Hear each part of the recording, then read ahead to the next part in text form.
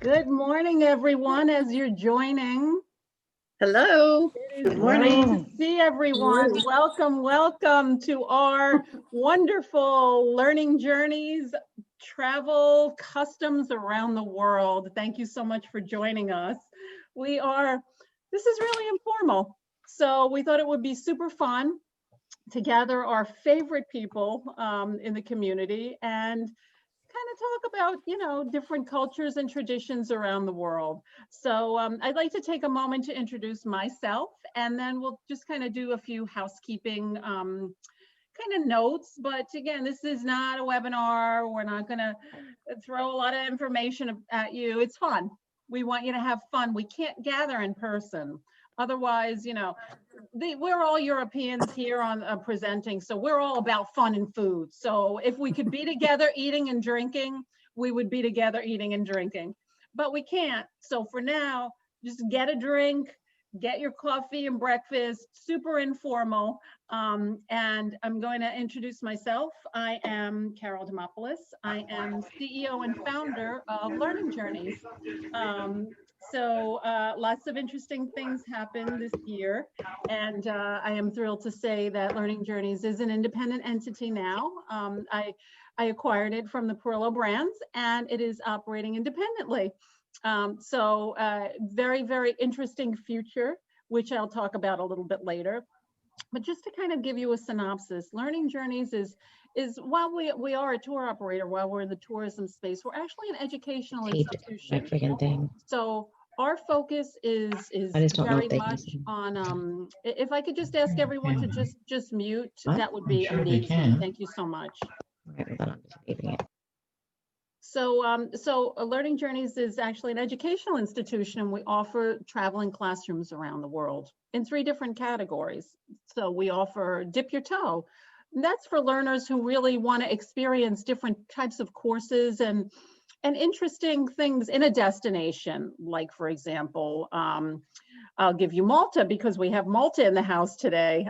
If people go to Malta, they can try making pastizia. Did I say that right, Michelle? I said it wrong. Pastizzi. Pastizzi. Nearly. And then they can also take a perfume workshop, do a painting workshop. So these are for people who really want to test different workshops and courses and experiences within the travel platform during their journey. Everything is certified, so people receive a certification, because we have a lot of teachers out there who can present certifications, things that they've learned during their journey, and sometimes get accreditation. Then we have the next category called Passions. And Passions is for really being passionate about a subject. So we have some amazing programs like belly dancing in Turkey, and photography, wildlife photography in the Southwest, and distilling in Scotland. So my week is a distiller, and my week is a beekeeper. So these are really fun programs for people who have an interest, and they want to still, during their vacation, they want to hone their skills. So, and then we have professional level, which are really cool. I'll give you an example of that. Italian, let me just sorry, people waiting, I'm gonna let them in. So in Italy, we have a fantastic program, and Italy is also in the house.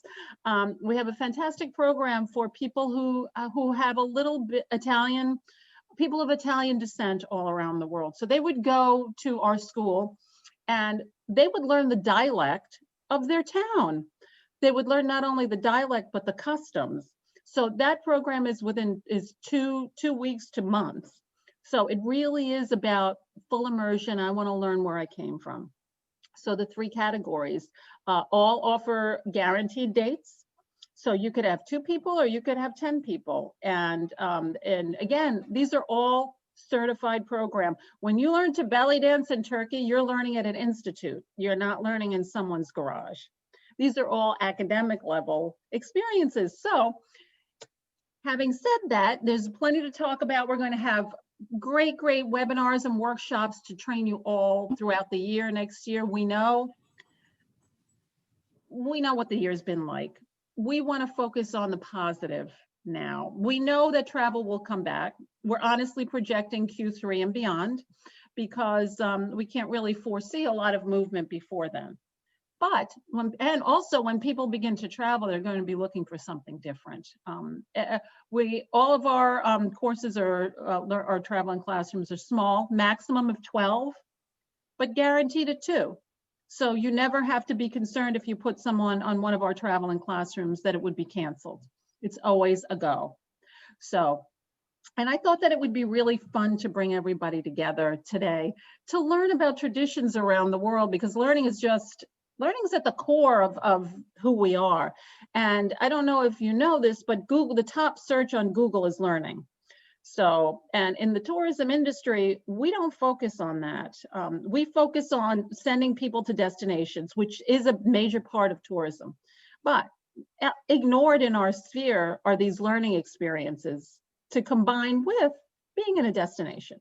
So today we are going to learn all about different cultures and different recipes from around the world. And you will get we created a little cookbook for you as a gift for joining. And also, I know a lot of you are learning journey specialists. I thank you very much. We're going to be speaking to you so much more. And in March, we are launching a full-on high-tech website with lots of great information for you to go on and really expand your learning. And because as an educator, and I have to give myself just a quick shout out because I just earned my doctorate. Woohoo! A lot of years in that. And it is important for you to know, because when you're sending your guests with us, it is academic level learning, something that they can really fold into their life in a very substantive way. So I'm excited to bring this to you, and we're going to start the presentation now. And I do ask for you to stay on mute, and we'll take questions. Thank you so much. Thank you, everyone.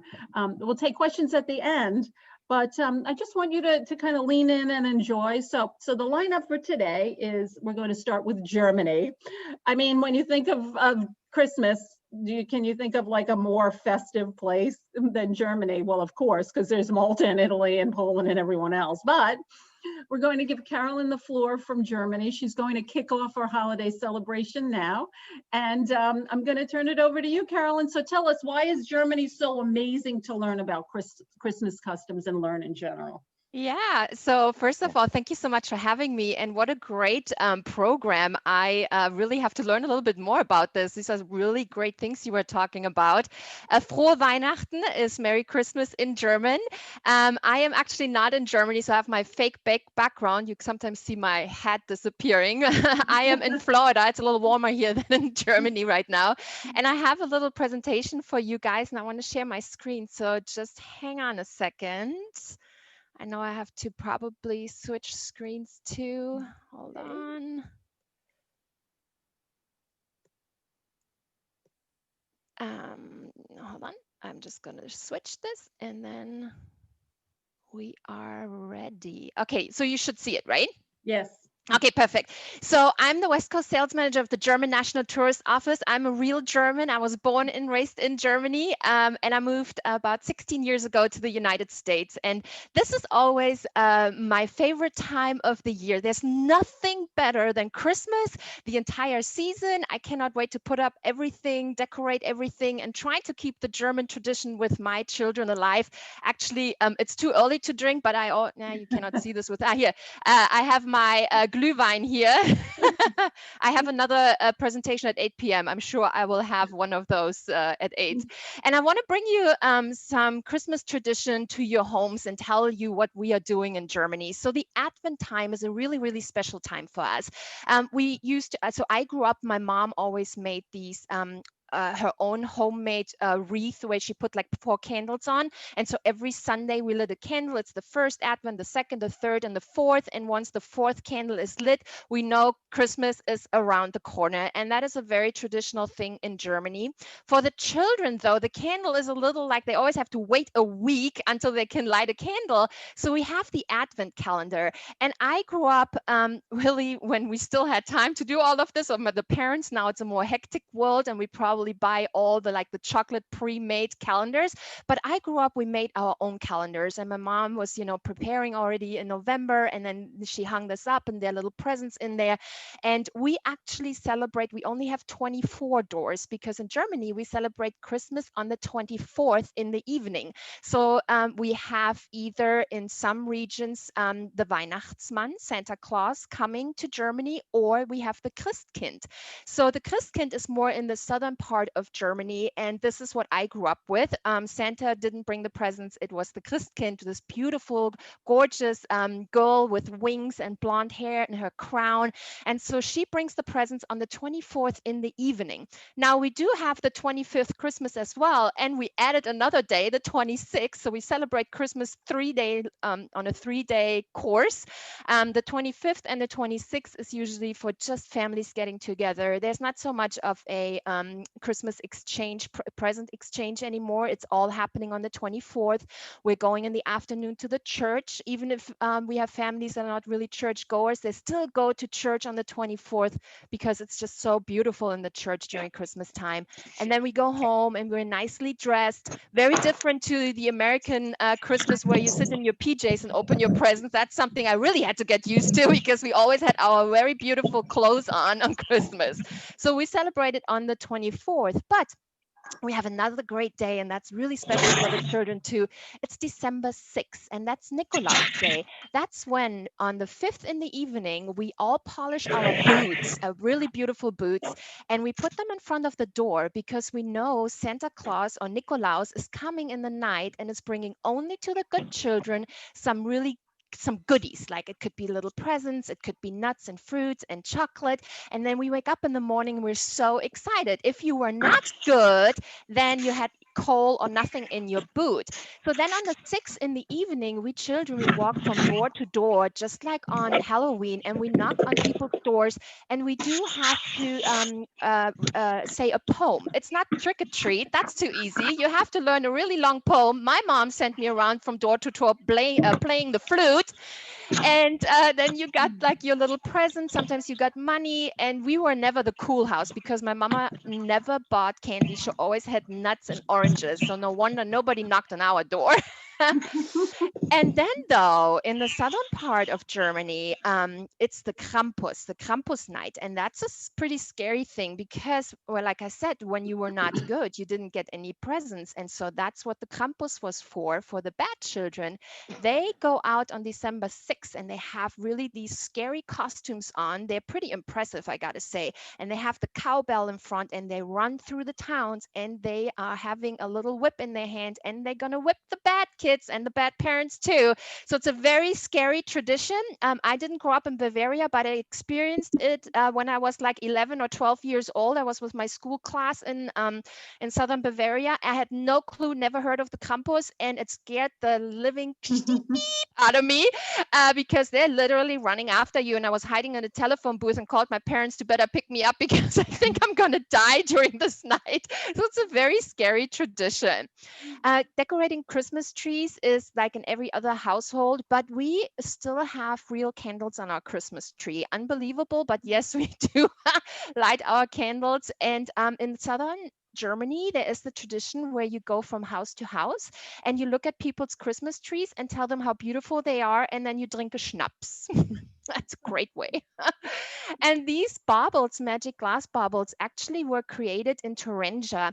And from poor people who didn't have like nuts and fruit to hang on their trees, there was a very poor glass blower, and he made these glass baubles and to just decorate his tree. And that's how those started to become popular. Now they're all over the world.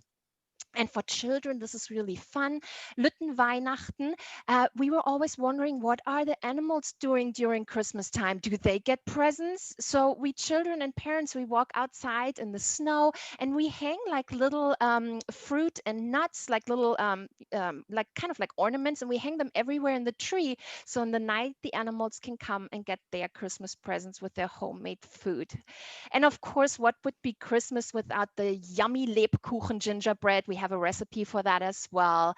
The Christmas Stollen is a very traditional dish that we eat during Christmas time. It's a bread with filled with dried fruit and nuts, and I eat it with a thick layer of butter. It's so delicious. And I'm telling you, I have some numbers I wrote down because in Dresden, they always trying to beat the world record of the Christmas Stollen.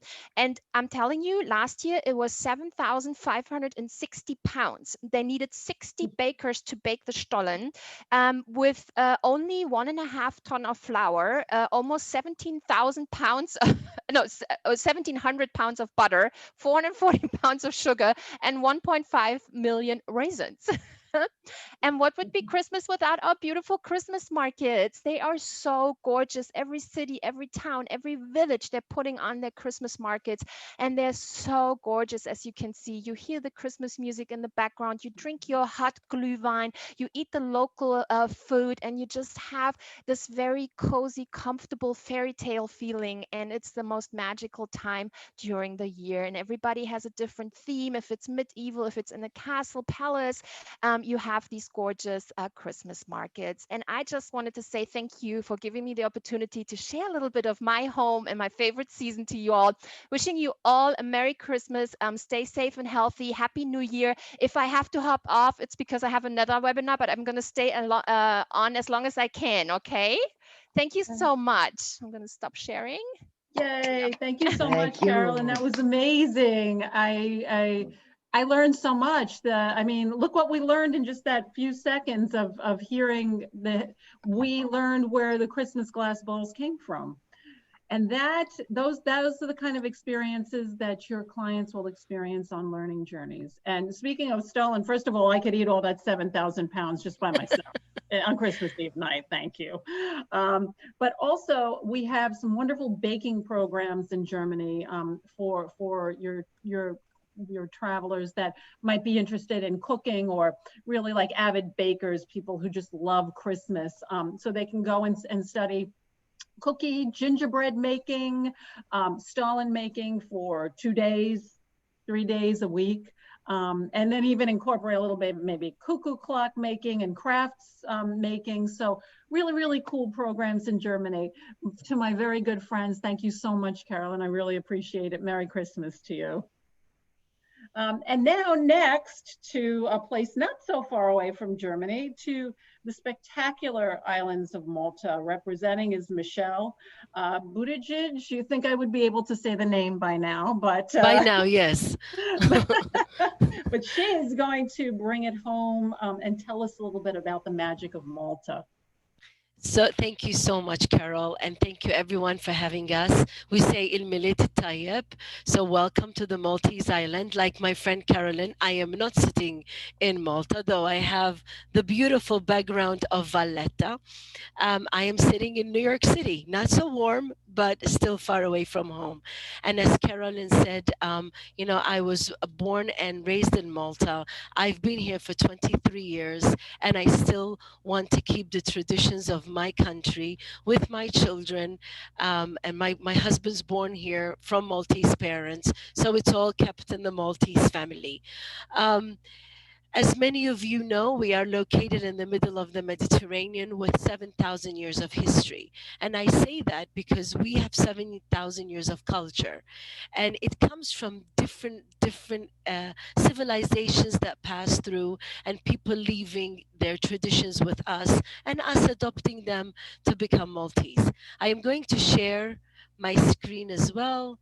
I have a little presentation for you. Everyone can see it? Yes. Great. So I am the representative for the Malta Tourism Authority here in North America, US and Canada. We've opened our office about 6 years ago. We've worked with great partners like Carol and other entities to bring the Maltese islands to North America. And I think the fascinating part is North Americans love Malta because of its history and its location. So Christmas, well, we are the islands of St. Paul. So we are an ultra Catholic country with 380 churches in 316 kilometers square. It's like nail parlors in New York City. There's one in every corner. Therefore, we celebrate our saints, our religion, and Christmas is a very important holiday for us.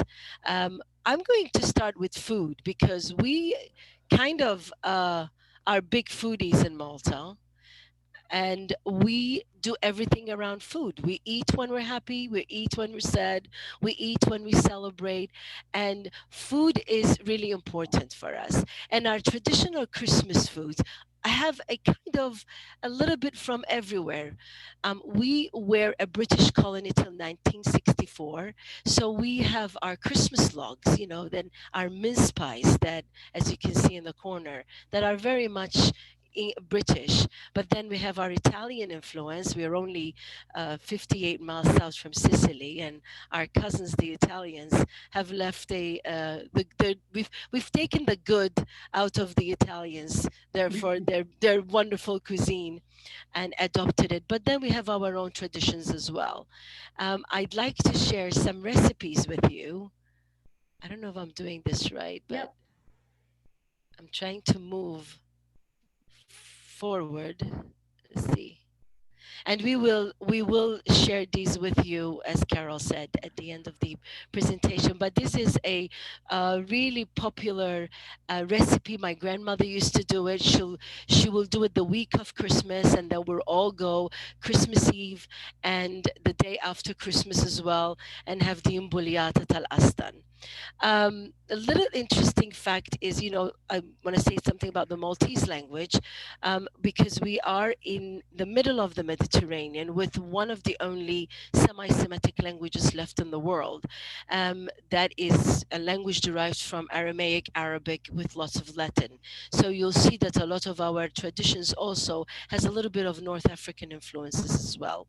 And this would be one of them, with the honey and the chestnuts. Of course, the dark chocolate and the cocoa is delicious. My grandfather used to put alcohol in it, but we're not gonna, he used to give us some too. The Im'aret is a very old tradition, and it's brought to Malta with the Knights of St. John. The Knights of St. John were in Malta for over 200 years, built some of our most beautiful infrastructure, medieval cities, to bringing us all these beautiful traditions from wherever they came from. And the Knights of Malta came from major countries in Europe, 8 to be exact, hence the 8-pointed Maltese cross. The Im'aret, not healthy at all, but super delicious, is filled with dates, and then they're wrapped in fillip in pastries, and then they're deep fried. They're amazing with tea or sherry or coffee. Again, my grandmother was a pro. And then finally, the Atalasel. It's a traditional Maltese dessert, very popular in Christmas, and it's also made with the dough and with aniseed and the mixed spices and the dried food. I baked all weekend, and I have to show you. I did bake German Stollen, which, by the way, came out amazing. But I also baked the traditional almond cakes that are very Maltese, and that is a big thing with us. We gather in our kitchens usually a month before. We do our Christmas cakes, that is a little bit the Christmas puddings like the British, and put alcohol through the whole month of December. By the time you take a piece at Christmas, you're like, under the effect. And so we bake. We bake because it's a tradition, and we bake because we like to be together, and that is something that is very strong in our culture. I come from a long line of bakers, so we always baked, but it is also a Maltese tradition, and still today, so it's a good thing to see. One of the major Maltese tradition is crib making. As I said, Malta is a Roman Catholic country. From a year before, there are people, organizations, associations, family members that get together and build these very intricate cribs. The month of December, there's usually a lot of crib exhibitions. You can go to people's houses. When I say elaborate, I mean elaborate, like with all these little figurines moving and talking and all of that. A little bit fun fact is that we have a Maltese crib exhibition in Washington, D.C., in the Museum of the Bible. And there's about 8 cribs from Malta exhibiting until March. I hope I get to go see them. But crib making is, again, it's reenacting the birth of Christ, which for us is what Christmas is all about. The island of Gozo takes it a little bit further, and they have a whole village. Well, they reenact Christmas for a whole 2-3 weeks. Visitors are able to go, and they see this little village, as you see some pictures there, and people are dressed in costumes. Some are my cousins, really, and they fight over who's going to be Mary, but that's another family argument. They reenact the birth of Christ, which is amazing. And then it goes up to January, where is the Feast of the Three Kings, where the three kings actually travel from Malta, from Valletta, all the way to Gozo, to Bethlehem, the little Bethlehem, and they bring gifts to the baby Jesus, which is usually a chubby little Maltese baby who looks so cute. But it is taking to a different level, and people visiting during these times really enjoy this very rich, deep, traditional cultural events that you get to see. We are also very big in lights. We have lights for everything. We like fireworks. We like lights. There's always a reason to celebrate. Malta is blessed with 300 days of sunshine, so we're always outside. And when the sun comes down, we're sad and we want to make lights. Lots of beautiful, intricate Christmas trees everywhere. We decorate our Christmas trees. We're becoming a little westernized, so we decorate our trees a little bit early. The famous tree that you see on the lower right-hand side, or is the same one as you see on the upper left-hand side, is the Christmas tree that's placed next to the Parliament. And those are mouth-blown glass made in Malta, which is Malta's famous also for their mouth-blown glass. And the tree is created with all these beautiful balls that the Germans taught us to hang on our trees, I guess. But Valletta is spectacular. You see the scene behind me is also in Valletta. There's Christmas lights. 100%. There's Christmas lights everywhere. There's intricate houses decorated with trees. Just a little bit about the actual Christmas. We celebrate Christmas Eve. We go to church, usually at midnight. It's a long church. It's a long mass service with a little boy that recites the Christmas pageant, Christmas sermon. It's usually a boy of 7 to 8, and it runs in certain. Every village has a family that has the tradition of the boy always in the same family line who recites the sermon. And so we go to church, come back home, then eat our goodies and drink tea and port and all the good stuff. And then Christmas Day is when all the families get together.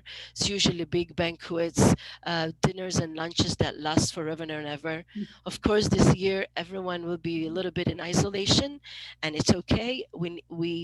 Our population is on the older side, so the Maltese have taken really big precaution to take care of our elders. And as sad as it is that we cannot be with them or together, we will do our best so that next Christmas we will all celebrate together. So I wanted to say thank you, and thank you for allowing me to share the traditions in my country. As I said in Millet Tayyip, that is the office of the Prime Minister in Valletta with the beautiful tree. Actually, the Prime Minister's daughter, who's 9, did an initiative this year where people left presents under the big tree next to her father's office, and it's being distributed to all the children in hospitals and orphanages and that couldn't afford to have for any reason this year. It's a special year. And that's it. This is my contact. Thanks everyone, and thanks for being here, and Millet Tayyip, and Happy New Year to all.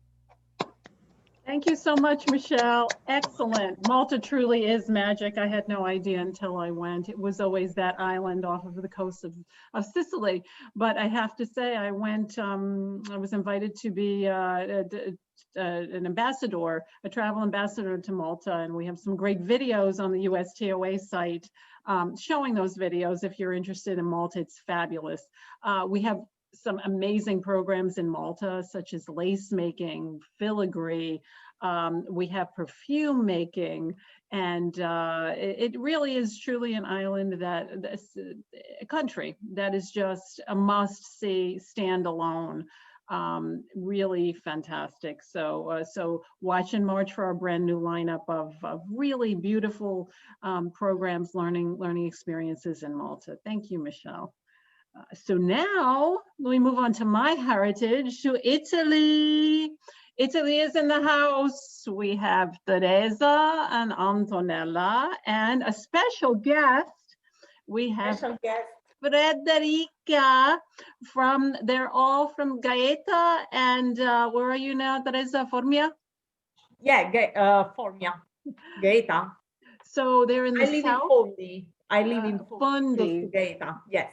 So my sisters who are who represent us, who are our Learning Journeys office in Italy, are now going to share their Christmas traditions with you. Anyway, for the Italian, the first thing important, the tradition is, of course, the food. Consider that during the Christmas period, we spend 5 hours for the Christmas Eve for the party, and 7 hours for the Christmas lunch. So we concentrated our tradition so much for the food and for the gift for the children. This is our tradition. Of course, we have the 3 Christmas trees in every house, but in Italy is more important the nativity scene. In every house, we have the nativity scene. And also in Italy, there are a lot of associations that organize also the show, the nativity, the most beautiful nativity scene in the church, in the school, where the people go inside to give the wings, no? Who wings the nativity scene. During the Christmas period, for the Christmas Eve, the menu is usually for the Christmas Eve is is with the fish, because we don't eat meat for the Christmas Eve.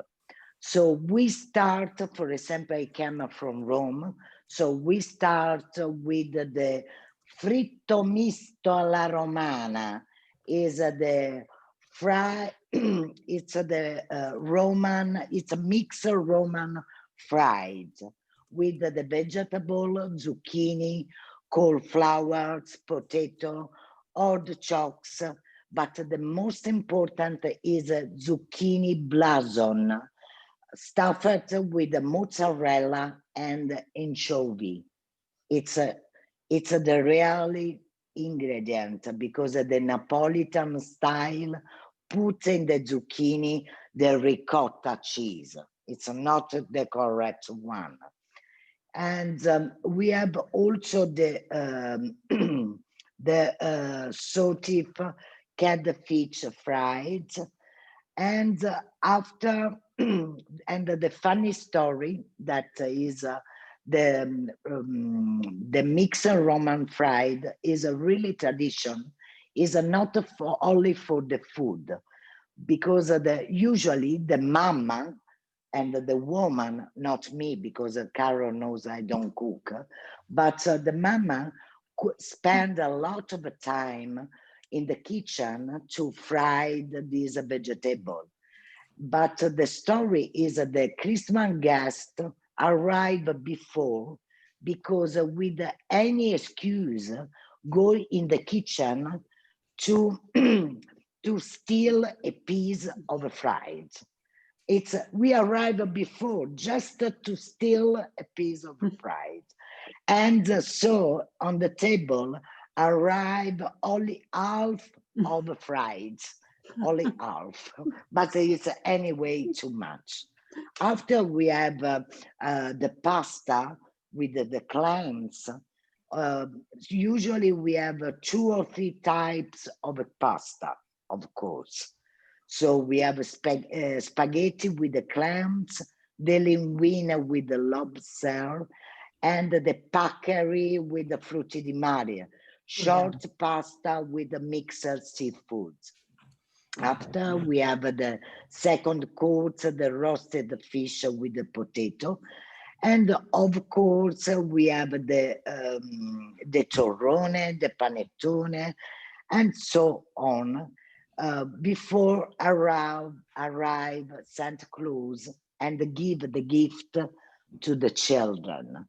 In every house arrive Santa Claus, and the children are very excited because arrive, tock tock, and arrive in every house the Santa Claus. Some children cry because are afraid when saw the Santa Claus for the first times, because he's a big man usually, no? It usually is the father or the uncle that made Santa Claus, but the children are very hesitant for that. And for Teresa, you want to explain the Christmas lunch and the tombola too? Terry? Unmute, Terry. There she is. Again, unmute. Okay. Yay. Okay. No, fermo. Yes, Antonella explained you the Christmas Eve, and I want to explain you the Christmas lunch. Longer, 7 hours. We start around noon. Yeah, I see that Frank is smiling. Frank is we start, drooling. Mamma mia, it's very, very long. Do you imagine that when Mama fry in all the houses, Italian houses, you have the smell of the things that she's frying at least 2 days everywhere in the house.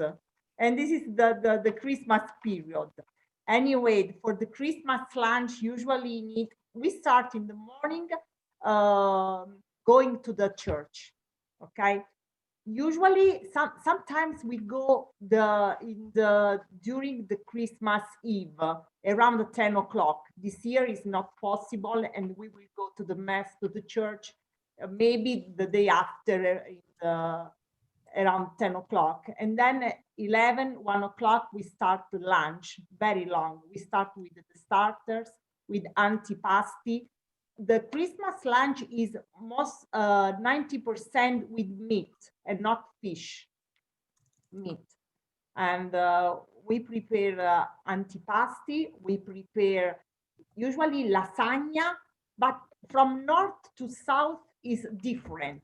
In the north of Italy, we usually prepare tortellini, and tortellini In the south, we cook lasagna. And don't forget, my husband is Napolitan, and you cannot imagine the Napolitan lasagna, very rich with inside there's everything, meat, egg, polpette, meatballs, fried meatballs. So when you eat lasagna, you are okay for at least 2 days. So it's okay. But of course, after the first course, you need to eat the second course, and it's meat again, roasted meat with potato salad, and of course all the cookies. And in Italy, very famous is the panettone or pandoro. It's different. The first one, panettone, the second one, pandoro, is with butter. But in the south of Italy, we prepare struffoli. They are small, struffoli are small balls, fried balls with sugar and honey. Right, okay. So it ends around 5 o'clock, 6 o'clock. After the meal, the lunch, we sit, and usually we play tombola. Tombola is similar to your bingo, okay? It's traditional game, Napolitan game, and it's similar to the bingo. So we have a big card with 90 numbers, and it's exciting moment because children are very happy to play with us with this game. Of course, with all the gifts, all the presents that children receive during the Christmas from Santa Claus. But the tombola is very funny because we use to say a words before the number. For example, when we play to tombola, if I say a drunk, everybody knows that the number is 14. Or if I say prostitute, everybody knows that the number is 7, 8. The crazy man 22nd, crazy man 22. So it's funny for this reason, no? Because the people is a smile about the thing and not the number. Okay, it's really funny. So And Federica and the children before the Christmas written the letter to the Saint Claus, but not just one letter. They spend 1 month to written a lot of letter because they change the gift that they want, they wish. And Federica, have you written a letter to Saint Claus? She prepared something for you, only for you, and she decided to spell in English. Parla bene? Okay, bye. The 8th of December, I do the Christmas tree with my parents. I wrote the letter for Santa Claus with all the gifts that I would like to receive. The Christmas Eve after the dinner, I wait near the window to see the sleigh with Santa Claus. In the morning of 25, I find under the Christmas tree all the gifts I hope. Before lunch, I recite the poem of Christmas, and after dinner, me and my parents play tombola. Brava! You are fantastic. Fantastic, Brava. amore. Oh, Thank Santa will bring you all your gifts this year, amore. Fantastic.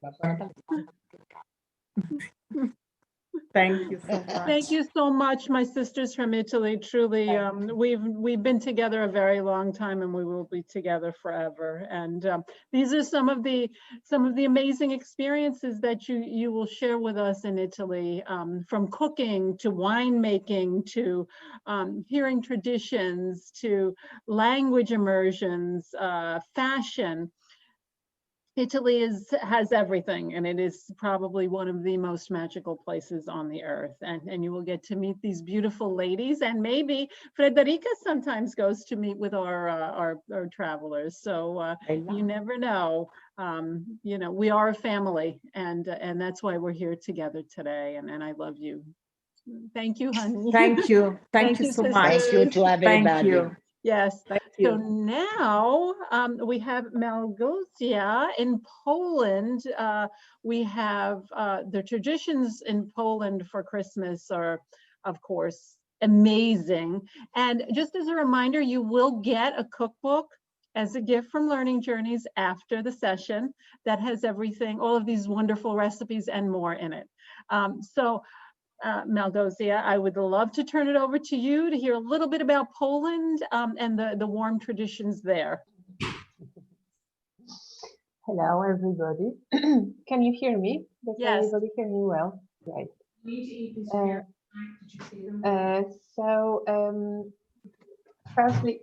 Firstly, I would like to thank you all my colleagues from the other countries. And I'm really impressed by all this presentation. And my part doesn't have a form of presentation, and this is because Poland and Krakow, where I am living, is the area where people mostly spend Christmas at home. So Christmas is a particularly family celebration. This year it will be slightly different, but still, although we are trying to keep our traditions, all our traditions. And firstly, the most important fact is that the most important day of Christmas in Poland is not Christmas Day. It is not 24th of December, but a Christmas Eve, 23rd of December. All the main celebration takes part in this day. Of course, everything starts with the food, with the Christmas Eve dinner, and usually, and especially in the past, it used to start when the first star shines. So now it is about 3-4 p.m. Well, in fact, we are not starting that early. We are starting about 6-7 p.m. And of course, Christmas dinner lasts for many hours,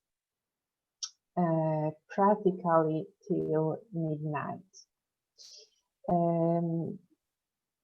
Since Poland is a very Christian country, so of course Christmas Eve dinner has many Christian elements, and the most important is reading of the Gospel. So we start Christmas dinner with this reading.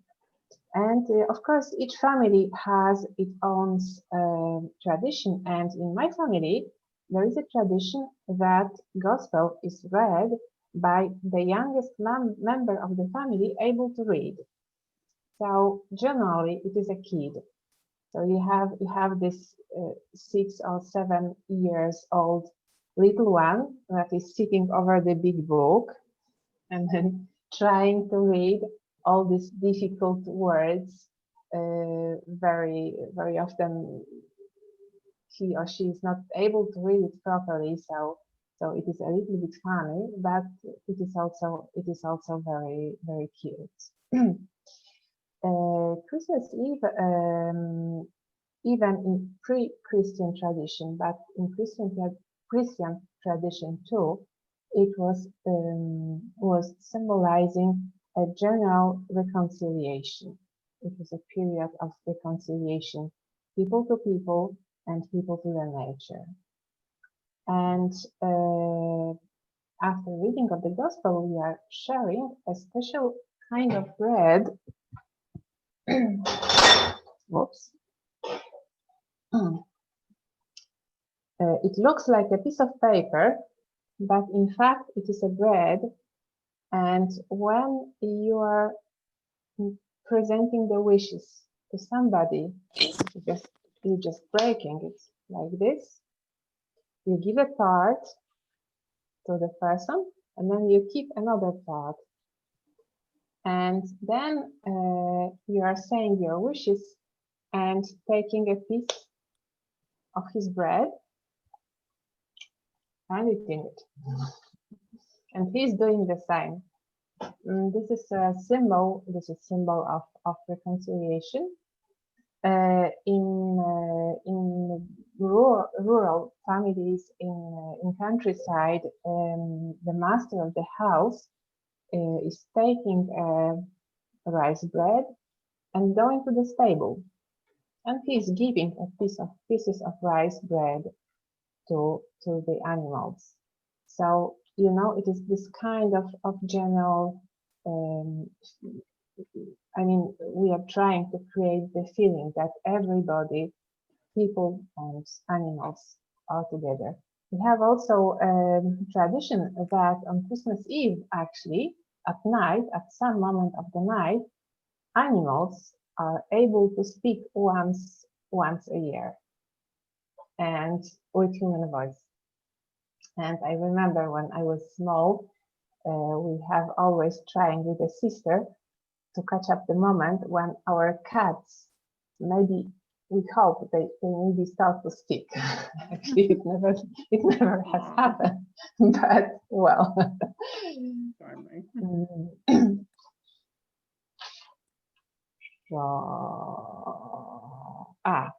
One important thing.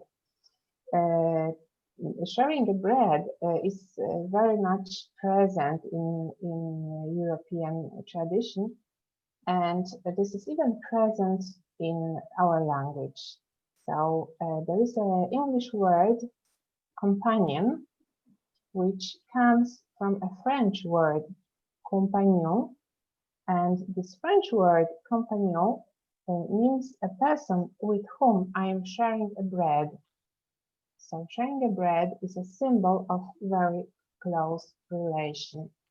Actually, if we are speaking about the languages, and there is many of my Italian colleagues assisting, Italian word for this, it is compagno, as far as I remember, and this is a person who is come il pane, as good as a bread.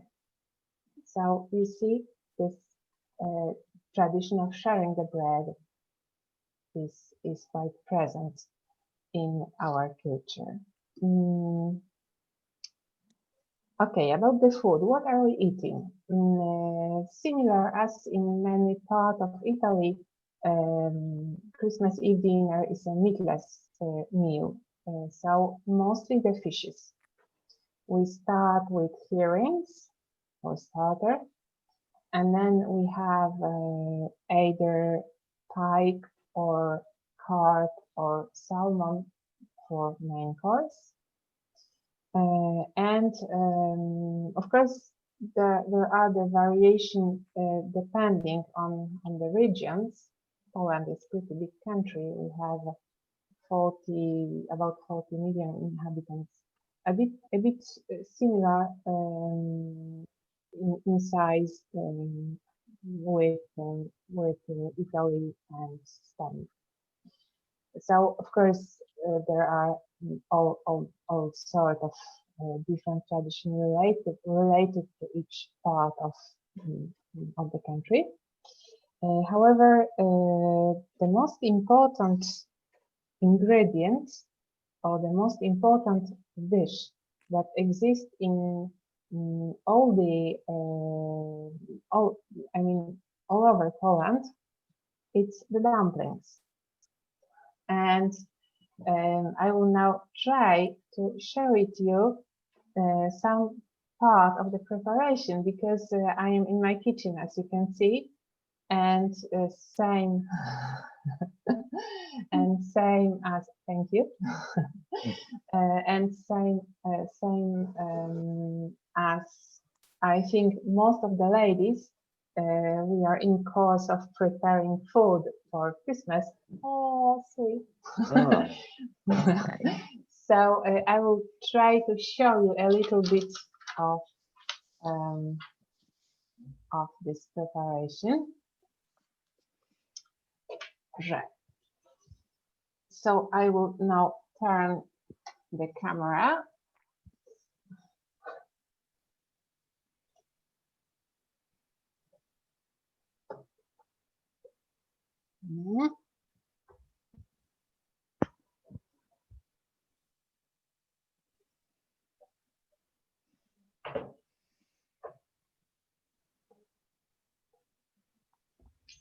Right. So this is a dough. And of course, the dough is good as soon as when you cut it, you can hear the hole inside. And then you cut a part of it, and you put it into a pancake.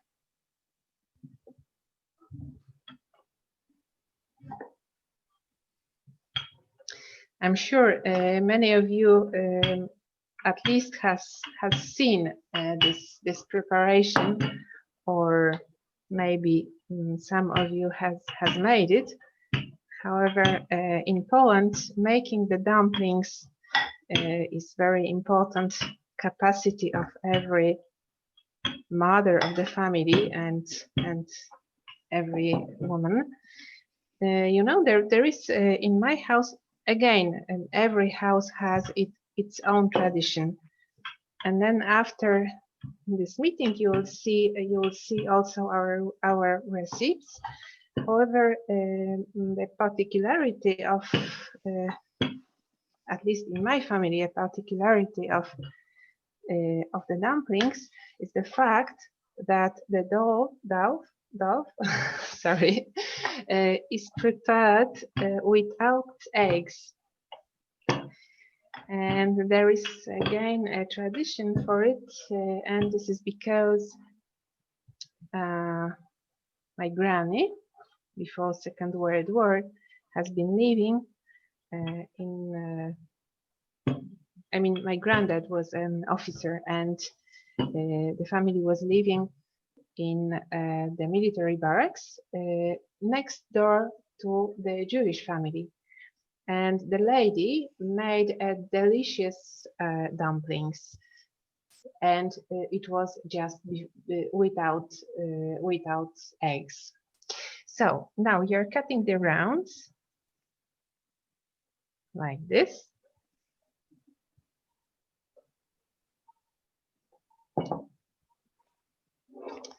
And then you are putting the filling inside.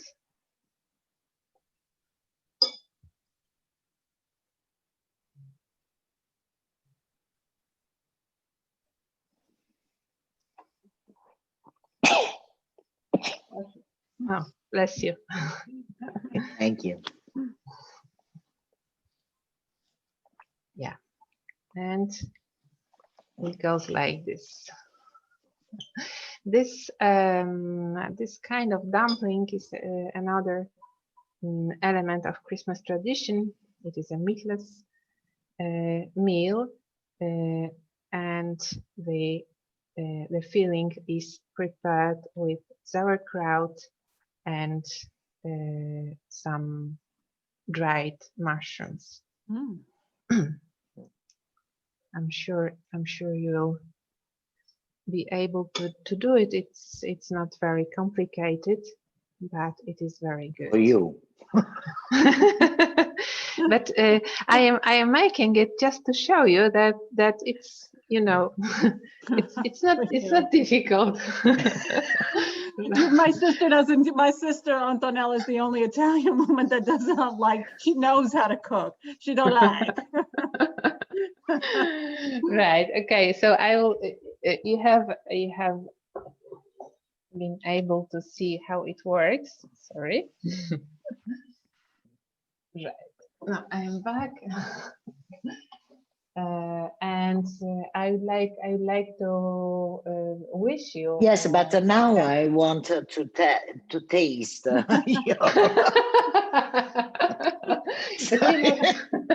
but you know, you have to cook it first. You cannot eat it raw, I'm afraid.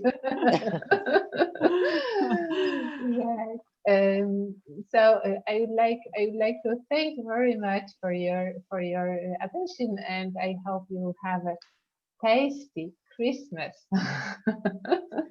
Thank you so much. Thank you, Malgosia. Thank you so Thank much. you. Thanks. Merry Christmas. Merry Christmas. And in Poland, of course, we have amazing programs that focus on cooking, music, beekeeping. So really fascinating programs. You wouldn't even think of Poland for some of these things. So just a caveat before we go into Natasha and the Ukraine, we look at these experiences from an opposing way that we do in tourism. We are looking to learn. So where are some really cool experiences around the world? Rather than looking at the destination, we're looking at the activity, at the learning. Where can we go to learn this? And that really creates social economies around the world. People wouldn't even think of Poland for beekeeping or honey making or really some amazing things, but it's there. So, and now let me lead into our Vice President of Operations for Learning Journeys, Natasha, and she'll give you a little bit about her background. Welcome everybody to this holiday learning, and thank you, Carol. I think will be our first tradition for Learning Journey, our Christmas tradition. Yes. I was working with Carol for 8 years, and it was never boring. And I know it never will be boring. Well, my name is Natasha. I was born in Ukraine. At that time, it was USSR. So, about the tradition. Yeah, Christmas is coming, right? But not in Ukraine. This holiday evolved through the years. And unlike in America and Europe, Ukrainians celebrate Christmas on January 6 and 7. And only on this day, we finally get sober after New Year's Eve and ready for more festivities. Just kidding. There is a bigger story behind that. So it starts back in 16th century where Ukraine was part of Polish-Lithuanian Commonwealth. And at that time, relationships between Catholic and Orthodox was kind of tense. And Poland wanted Ukraine to convert and change the religion, but of course Ukrainians were tough, and they didn't follow the directions. And Orthodox Ukrainians were following by the old calendar versus the new calendar, and that is 13 days behind. So later on, the calendar in general was changed, but Orthodox Church keeps counting the days their own specific way. And this is the reason we celebrate Ukrainian Christmas on the eve of January 6th and January 7th. And during the Soviet time, Christmas was not a holiday. I never heard of Christmas. Like now we celebrated in New Year Eve. That was the biggest holiday of the season. And only after Ukraine got independent in 91, the traditions were restored and Christmas is a public holiday now. So if you want to see Ukrainian Christmas, don't rush, eat your Christmas cookies, greet your Santa, hug your loved ones, and then when you're done with your Christmas, come over to Ukraine, and that way you will see a double Christmas celebration. Well, traditionally, Ukrainians don't skip breakfast and lunch on Christmas, and the dinner is cooked without any animal products. So we were vegetarians and before the mainstream. Wow. But again, don't make mistake the lack of the meat for the lack of the food, because the tradition says that there are 12 courses for Christmas dinner. Oh, And yes, but there is a catch. You can start eating only when you see the first star that appears on the sky, and it represents that Jesus was born, and now we can start the dinner. So, and another interesting thing, that the dinner starts from the dessert. So we eat dessert first. And we call it Christmas pudding. It's made of grains. I remember it was made from rice with all kind of dry fruits and nuts. And that's the main dish. And during the dinner, everybody need to try even a little bit of each of 12 dishes.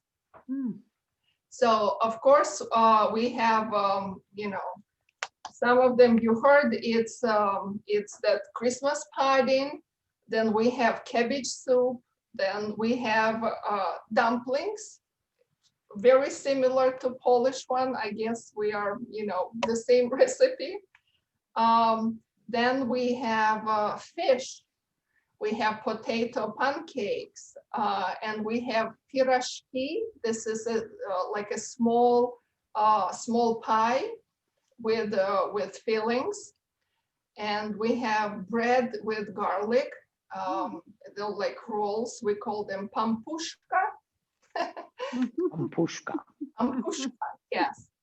And there is like a special holiday drink that is made from dry fruits and berries. Well, Mother Holiday is all about Santa Claus.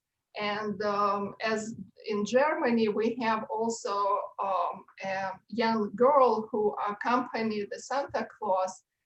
We call her a snow maiden. She said to be his granddaughter. So there is a couple, Santa Claus and Snegurочка, we call it her, Snegurочка. We don't actually exchange presents, as far as I remember. We do it maybe on New Year's Eve more than on Christmas. And obviously we have Christmas tree, even we call it New Year's tree. The whole family gets together, and we remember our ancestors and those that we lost through the years. There is a tradition to put a candle at the window for somebody who is, you know, lost or alone and, you know, need the company, can come over and join the dinner. So, and that's pretty much it. Wow. So thank you for listening, and I wish everybody happy and healthy holidays, and hopefully we will see each other on the same tradition next year. Sure. Thank you so Right. much, Natasha. Wow. But I look Natasha, can you show me your cap? Because I don't see that. I have, look, I Oh, have it's nice. finale. Brava. the grand finale. Grand finale. Thank you so much, Natasha. As you can see, we have the world working with Learning Journeys, and truly a global perspective on the traditions was very important for us to bring to you today. We really wanted to share all of the great traditions in everyone's own way. We have a great cookbook coming your way that talks about all of these great recipes, and you can try them. In fact, when I saw it, I said, oh, I want to try every one, but I too am now become like my sister. So I get enthusiastic, but then I don't like to cook. So, but I do want to, before we close today, I would just really want to quickly give you some traditions on the US, and in particular, the Adirondack region of the US. I'm Italian and my husband is Greek, so a lot of those traditions have already been covered with our panel. But there is so much magic in this world, as we know, and even in our country. And as you know, let's face the reality: many people will not be traveling overseas next year. We need to consider in Q3, yes, we think so. But let's also think about options in the United States to give people these rich experiences, whether it be the Northeast, which is fantastic, or the Southwest, or anywhere in between. But I'm going to give you some insight on the Adirondacks, where I live, Saratoga Springs. So Saratoga Springs is Victorian, as you know. It comes from, it was built during the Victorian era, and it was known for a few things: the springs, the healing springs, the waters, which are truly healing, but also for gambling. So we have good health, and then we have we had the bootleggers up here with the gamblers and the mobsters. So really a fascinating tradition. So when I didn't know any of this when I moved to Saratoga Springs, but my husband is a historian, so we've learned quite a bit about what makes this place magic. And there's so much to do up here. But some of the traditions that we have here in Saratoga Springs are the Christmas parade, which is usually the very first week of December. Great all-weather destination. We have skiing, beautiful ski just a few minutes from here. Not like my friend Marty in Utah. I see Marty on here, but certainly enough for those folks downstate who are looking for getaways next year, winter or summer getaways. Really great food, but the tradition in Saratoga Springs is called the peppermint pig. So it's and I don't have one, of course, but it's a little pig, and every Christmas we break it, and we each make a wish when we break the pig, and it's said to bring good luck, and it certainly has brought good luck to the city of Saratoga Springs, who really has seen a healthy growth this year in tourism. Who has that peppermint pig? Michelle in New York City has the Sarah. How is that even possible? Oh, synchronicity. That's the peppermint pig. Somehow Michelle got one, and that's the last one in the city of Saratoga. She took it. Thank you. Yes, so that's what you do, and then it has a little hammer and you break it. Apart from the Northeast, there are traditions all throughout the United States. We have a rich land to explore. So some of the programs we have in the United States are photography focused in the Southwest, which are really cool because they're private. So if your clients have an interest in photography, they'll go out to Canyonlands and they'll take pictures with a birding specialist. Here in the Northeast, we have a great Adirondack adventure where people can immerse in our beautiful lakes and environment. And then hopefully Canada will open and go up to Canada. So do consider the Americas as part of our portfolio. As I said, miracles do happen amongst very difficult times, and we will have a wonderful future to look forward to. People will always want to travel. They're going to look to travel in different ways, and they really do want to enrich their lives. So I really am so grateful to each and every one of you. There's so much more to come.